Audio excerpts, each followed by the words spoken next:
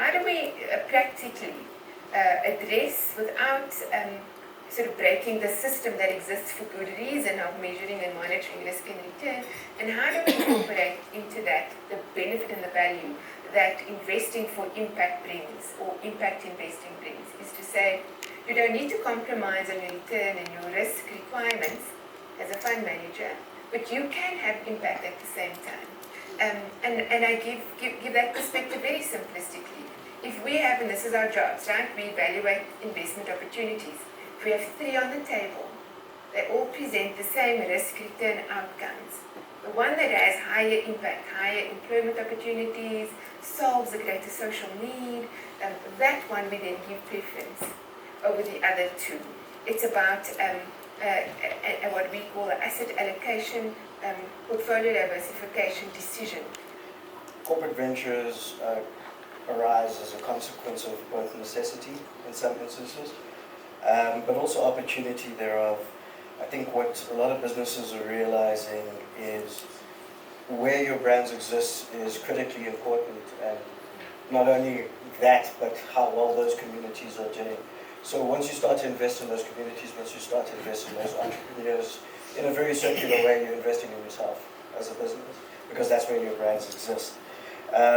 And I think particularly in the alcohol beverage space, we are obviously being held to a very high standard in relation to our contribution to society as well, based on some of the ills of misuse of our product as well.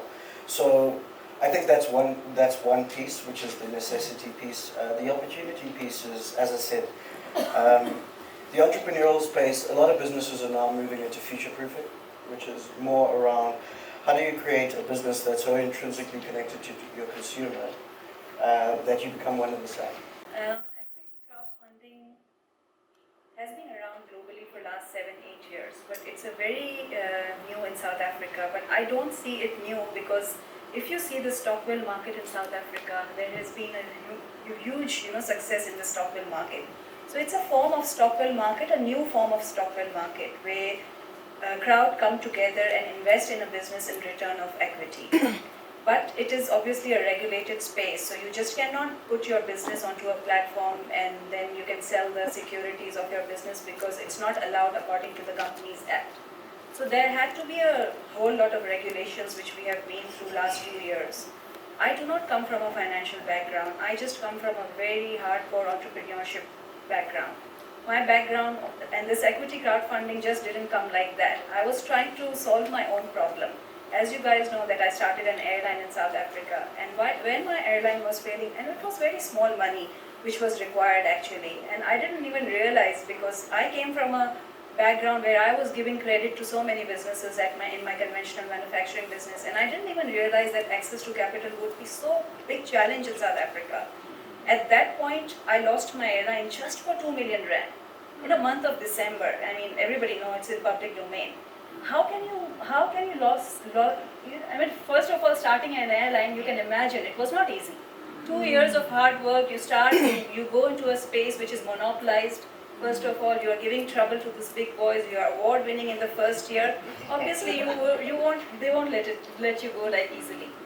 So in December when this happened, I had no option. I mean, literally I crashed, and then Uprise has a story of flying and falling and coming back. And at that point of time, I did a case study where a UK airline crowdfunded, and I also heard Richard Branson speaking at one point that if there was an option of equity crowdfunding in UK at that time when he started an airline, it was a no-go that he would have done equity crowdfunding for his airline.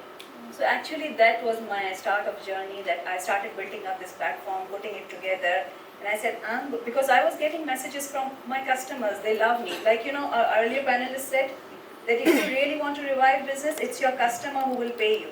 And I was getting messages from all over Africa that they love us, and can there be some avenue where you can invest in Skywise at that time? Obviously, it's not easy to collect 5,000-6,000 people, money from 5,000-6,000 people. So that's when I started building up this platform for myself, that I will raise equity on my platform, not realizing, my God, this is harder than airline. We now have one of the world's biggest banks that has now seen our fintech in action and seen the model that we built and our bad debt ratios and so forth. So they're coming into the South African market and they will announce, I think, in November sometime, I hope. And we're now starting to see South African banks also follow. So hopefully that, you know, our biggest issue is we have tons and tons of entrepreneurs that just need that little kick or that little start to get into the market. And we see, I mean, anybody's welcome to come chat to us or go onto our website and you can see the amount of guys that we just take and we do that to. And that's, we don't charge interest, we take a share of profit. And so we allow our clients to grow exponentially very quickly without having to buy out an equity partner. We take profit and loss. So if something goes wrong, we take the loss with them. Because our clients are the mom and dad stores.